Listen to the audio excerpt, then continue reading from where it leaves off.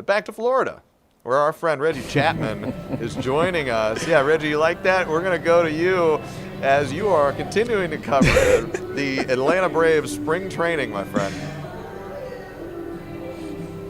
Well, I'll tell you, Zach, you are truly a professional, because that was an incredible TV transition from the stars to really what is an incredible sunny day here in Florida, man. It's been an awesome day of Braves baseball as we wrapped up the 4th day of practice here in Northport, Florida, and it's really starting, like you said, how can you not feel great about what baseball is and what it means? How can you not be romantic about it? Another great day in the books here in Florida.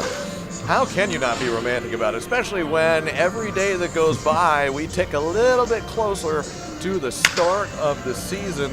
Reggie, what's standing out to you? You've been at spring training for a couple days now. What's jumping out to you as you've gotten a chance to really spend some time around the athletes, around the clubhouse, and at the start of this brand new adventure?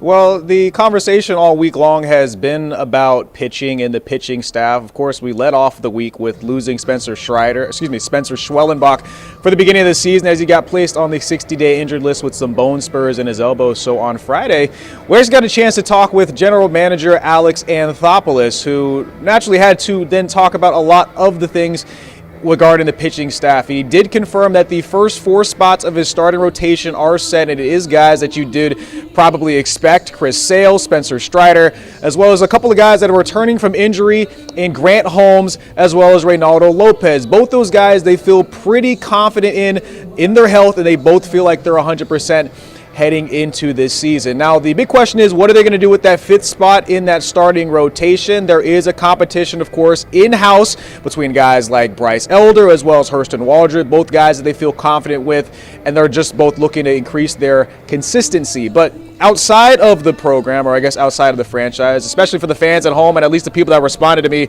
on Twitter, they have been wondering why they have not made a move to bring somebody from the outside for that potential spot. Well, Alex explained that Grant Holmes was going to be the 5th starter. They felt really good about that starting rotation before Schwellenbach went down. Now that he is down, the competition is in-house, but the guys from outside, they're only looking to bring in frontline guys that they felt like were playoff caliber starting pitchers to be able to bring this team to the next level. Guys that can compete for the starting or the top spots in the rotation with Chris Sale and Spencer Strider. But of course, they have been working on that, and he just hasn't been able to find a deal that makes sense. He wanted to make sure that the guys that they have on this roster have their starting spots, and if you do bring somebody in, it's somebody that you don't doubt their ability coming into this building.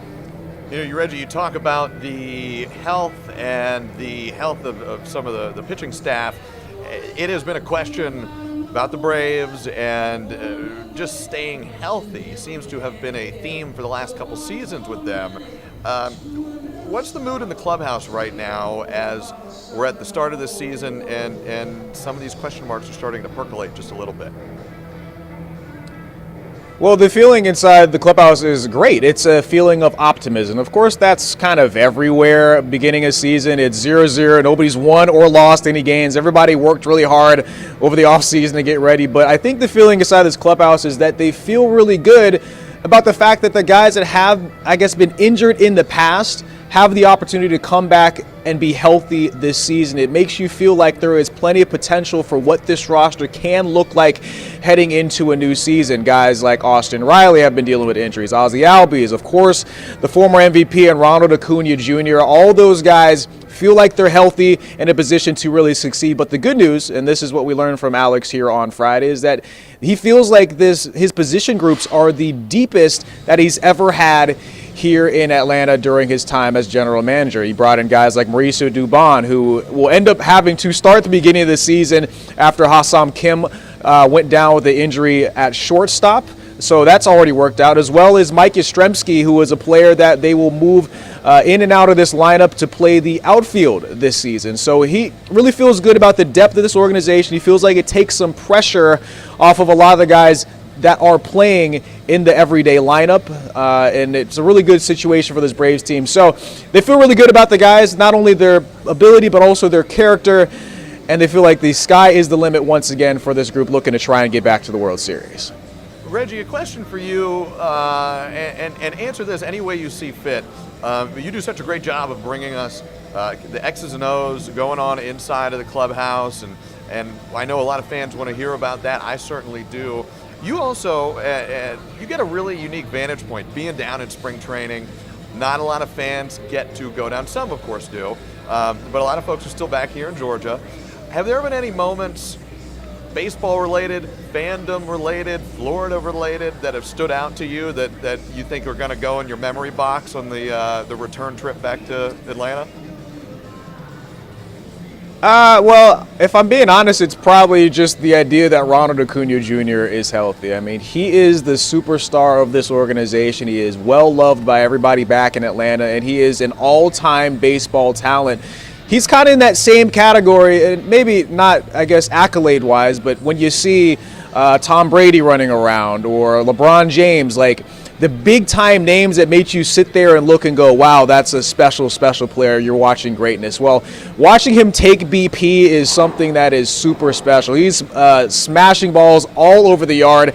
It sounds different coming off of his bat. He is special, and I think the opportunity for him to have a healthy season is something that really has people outside of the Braves really, really excited, and also the people within the organization. They feel like he was able to do 40-70 a couple of years ago.